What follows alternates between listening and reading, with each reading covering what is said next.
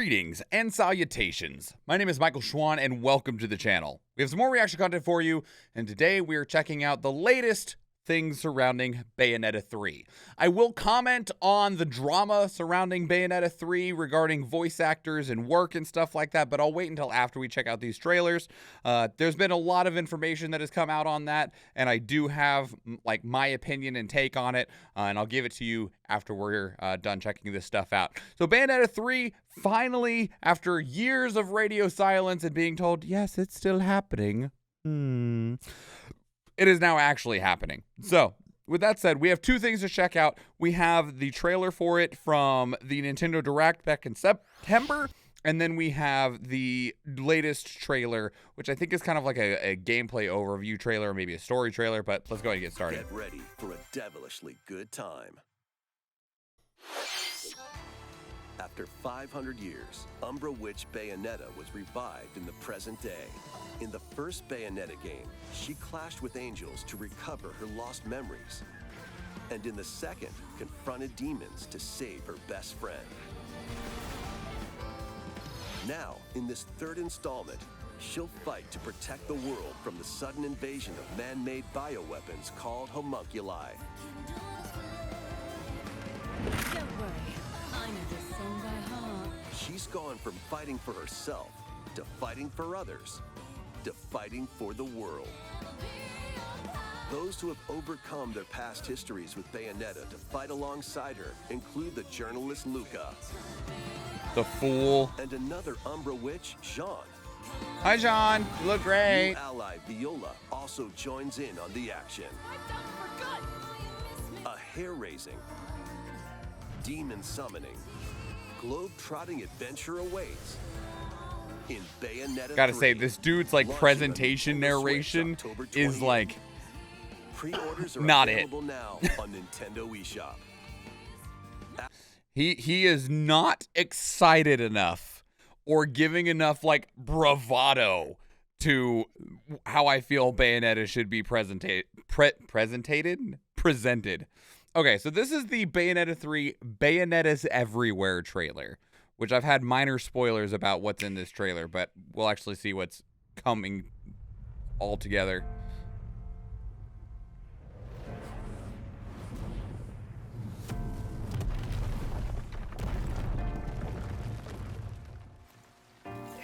Oh.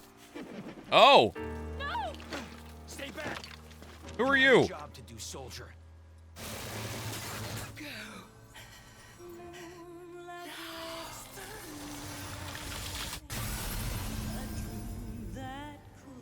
Bastard! I have questions. Not an angel or a demon, but not quite human either. Who are you?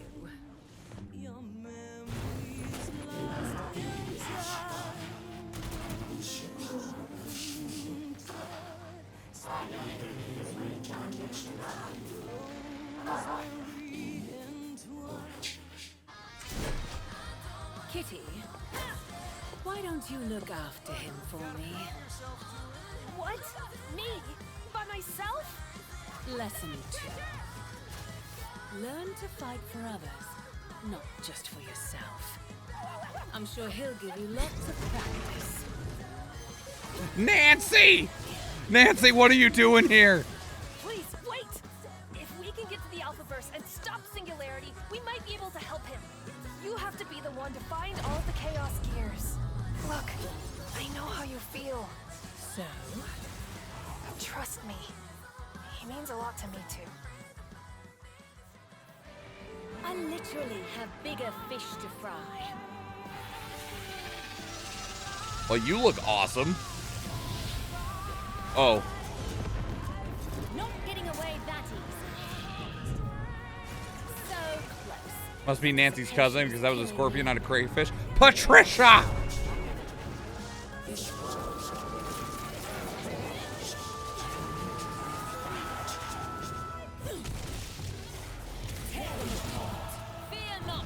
New lady, Viola reminds you of Nero from Devil May Cry.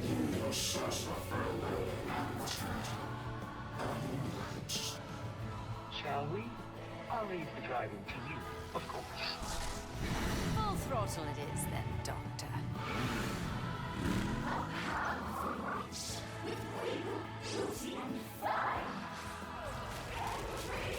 Careful, she'll tongue you. That frog has boobs. Not Damn it, what I Bayonetta. used to be. Now watch, Jean. I'll never bow to anyone again. Not even myself. Asking me to come along? Then we'd better be off. I think you have me mistaken for someone else. Oh, that? A simple bonsoir. Just wait until I get really chatty. Singularity. We'll knock down his door, wring his neck, and end all of this destruction. If this device is damaged, we'll never be able to open the portal again. Where are you, you mangy psycho? You better be okay, Luca.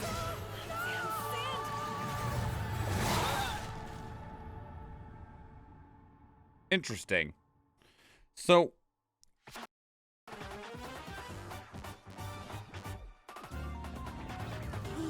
Seems the hotline has been disconnected. This base is no mere tax toilet. All right then, I'll take care of these bastards myself. there's like a Metroid mini game in there. All right. So that's interesting. So it's almost like a multiverse style. What was that, a mini game? I think so, or maybe like a side game, like a miniature spin-off that might exist within the game. I don't know. Your guess is as good as mine. So like it's interesting because it seems like they're really going for a like multiverse type thing. I mean, the name of the trailer is Bayonetta's Everywhere, and we saw multiple different like forms of Bayonetta, including one that presumably died, right? But they're called what word did they use? Something Eve. What was your name? What were they calling them? Arc Eve. And it seems like our Bayonetta, at least, is the one they were calling Arc Eve Origin, or I'm guessing like the source, essentially. So it's not actually just that there's like man-made bioweapons that is causing us to fight on Earth to save the world. It's probably like man-made bioweapons from a different dimension. I didn't want to say time because it's not literally like in the future, in the past. It's alternate realities in some form or another. Bayonetta, the multiverse, arriving everywhere, October 28th, 2022. So, you know, I don't know how I feel about that. I kind of wished, I think, obviously I haven't played it yet, but I think I would have rather them stay on like one universe, just because like I feel like when you start getting into multiverse style stuff, it's really easy to let that get away from you, especially on a narrative level. I mean, if you wrap it all up with a bow at the end and be like, oh, now the multiverses can never cross over again because we destroyed the bingo blorp, that's fine, but it just always feels like the scale and presentation of things change from that point forward, because even if you destroyed the bingo blorp, that possibility still exists, right? So I don't know. I don't know how I feel about that. It's Bayonetta, so I don't expect it necessarily to be deep, right? And I'm not really here for the story. I enjoy the story of Bayonetta 1 and 2, but really, like, I played Bayonetta because it was a badass fucking game. Honestly, I played it because one of my best friends pre-ordered it, imported it from Japan, because Japan got it 8 months before the West did, and it was like, this game looks badass as hell, and it was a super really fun badass fucking game. Lots and lots of titillation in it, but that's just Bayonetta's brand ever since the beginning. And Bayonetta 2 was really enjoyable as well, but for me it's definitely always been the gameplay, and gameplay that's been presented in a very smooth, stylish package. So yeah, I don't know. I don't care, but it definitely puts me on edge. I'm still going to get it. I'm still going to play it, which I guess that's a good way to segue into I'm still getting the game. And that's because we got enough information about the drama surrounding the Bayonetta 3 drama, enough information that if you were concerned about it, I don't feel like you need to be, but that's also my opinion. Okay, so basically, quick recap. The original voice actor or actress for Bayonetta was named Helena Taylor. She voiced Bayonetta in Bayonetta 1 and 2, as well in any side appearances of Bayonetta, such as like in Smash Brothers. It came out that Helena Taylor was not going to be voicing Bayonetta for Bayonetta 3, and that role had been given to Jennifer Hale. Jennifer Hale, one of the probably most well-accredited female voice actors in the industry. Jennifer Hale is the voice of Femshep from Mass Effect. They are also the voice of Quiet from Metal Gear Solid 5. They got a lot. My brain emptied on a lot of them. And everyone was like, oh, okay, well, why though? And the voice actor, Helena Taylor, the original voice actor, came out and was like, no, that's someone else. Okay, I know that Jennifer Hale does a voice in Metal Gear Solid, but my brain emptied on which one it was. Regardless, Helena Taylor came out and was like, I didn't do Bayonetta 3 because Naomi from Metal Gear Solid 1 and 4. Thanks, Real. Because they only offered me $4,000 for the entire job, and everyone was like, holy shit, yeah, no wonder you turned them down. That's fucking criminal. How fucking dare you, Platinum Games and Nintendo? And then it took a while before Platinum Games made a statement, but there was people within the company that leaked documents and made statements to the media and the press that showed that that was not true, that they had in fact offered Helena Taylor $4,000 per session of voice acting and estimated that it would take about 5 sessions to get all the voice recording done, which, given that there's multiple Bayonettas being voiced in, like, multiple copies of Bayonetta, that's a significant amount of voice work being done. And so the actual offer was $20,000. She didn't like that offer, and instead Helena Taylor requested reportedly 6 figures plus residuals. And Platinum Games said no, and then they filled the role ended up being with Jennifer Hale, but they still offered Helena Taylor $4,000 for a single session of voice acting for the sake of doing a cameo appearance, but she turned that down as well and then made her statement. And most people kind of flopped on their opinions. Most people were really on Helena Taylor's side when she first came out with that information. When the information came out that of the actual deal that was offered and her demands for her to reprise the role, people flopped very quickly back to being now against her. And then she, said that Platinum Games was lying. Well, at that point, then it was on her for the burden of proof of proving that they were lying. That said, with all of that said, I was initially of the mind of like, if that's true, fuck Platinum Games, I won't buy this game. When we got the straight, like, real story coming out of like, it is a unionized voice acting gig. They offered her the unionized rate. Jennifer Hale is still being hired under the union, is being paid the voice acting, being paid at least the minimum unionized rate. I was like, okay, never mind. You're kind of the one that like is in the wrong here. I'm still going to get this game then. That all said, okay, there are lots of problems within the video game industry when it comes to sufficient compensation.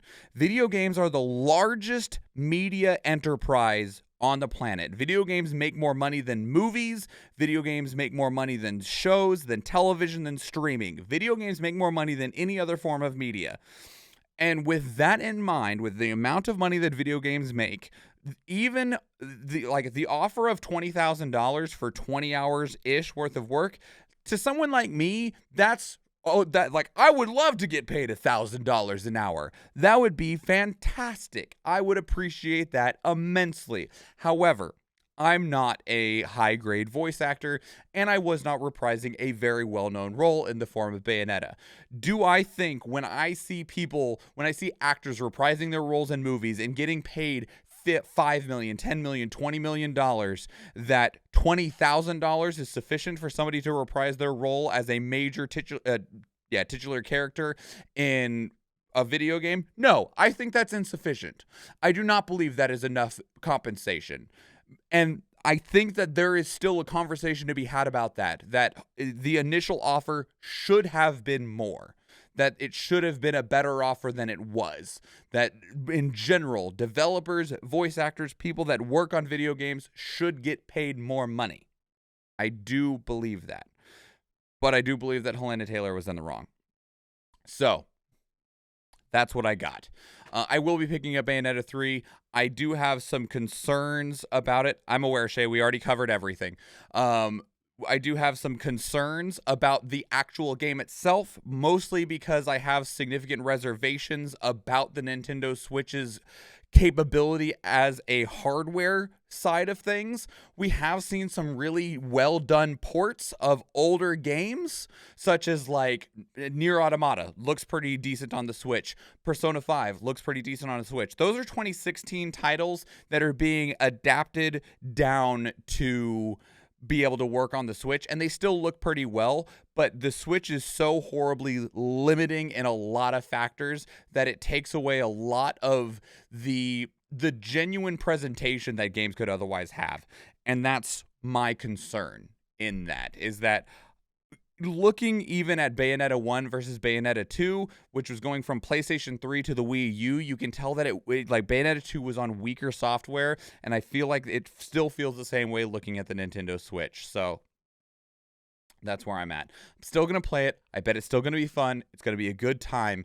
But because it's on the Switch, we already have people that had access to early gameplay of it, and they're like, it runs pretty well most of the time, but the levels are empty. There's not a lot of environment detail. They put a lot of focus on the special effects and making the combat flashy, but man, does the rest of the game look poor, because if they tried to make everything look good, the Switch would just shit itself.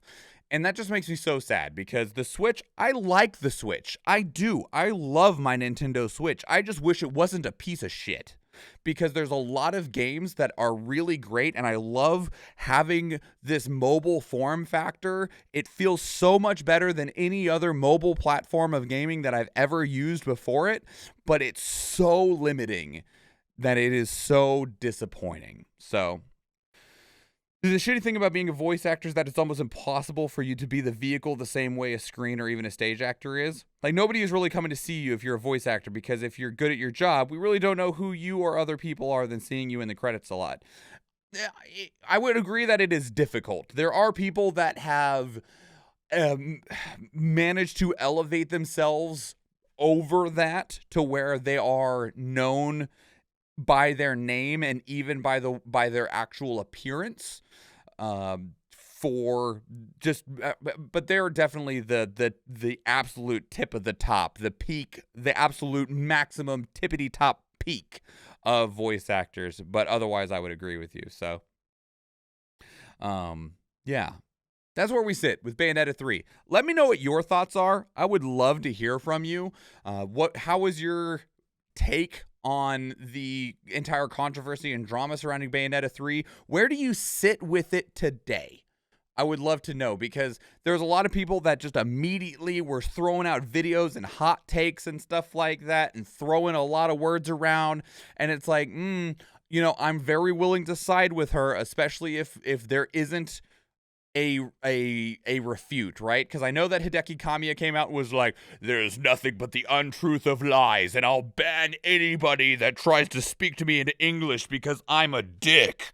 But besides Kamiya being a douche canoe, it was like, can we get some more information about this as a whole? And when we did, we were like, damn it, Helena Taylor, why would you do this? Like, you still had a case. You could have been like, I turned down the role because I felt like $20,000-ish was insufficient for the role. And people still would have agreed with you. You would have still had people agree with you. But instead, you went with this narrative, and then you dug your heels in and doubled down on it, and now you're just like, you will forever be remembered as that person. Like, every single article that comes out, like, if you ever voice anything again, that will just be that will be a note somewhere in the article about you voicing something. So I don't know. You picked a battle, and it was a battle that you were like, it was not a good choice. I don't know how you expected that to work out well for you, but that's all out there. Bayonetta 3. Let me know what your thoughts are in the comments below. If you want to keep up the conversation elsewhere, two great places to do so are Discord and Twitter. Speaking of Discord, we actually have a channel dedicated to these reactions where you can place links of your own that we can watch together live on stream. If you enjoyed this video, please leave it a like. If you want to catch future videos, please subscribe to the channel. And if you do go watch one of the other videos on the channel, or if I see you in the live stream, thank you and enjoy.